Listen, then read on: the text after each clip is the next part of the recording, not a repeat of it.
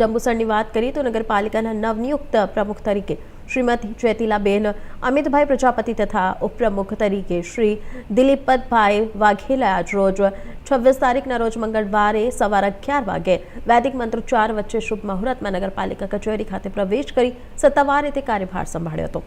આ પ્રસંગે શુભ અને ઉત્સાહભર્યા વાતાવરણ વચ્ચે નવા પ્રમુખ અને ઉપપ્રમુખનું ઉષ્માભેર સ્વાગત કરવામાં આવ્યું હતું।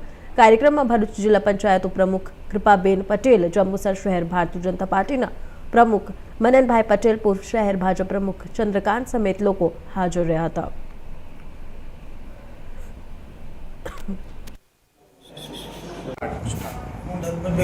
વાઘેલા નગરપાલિકામાં ઉપપ્રમુખ તરીકે આજે ચાર્જ સંભાળ્યો છે।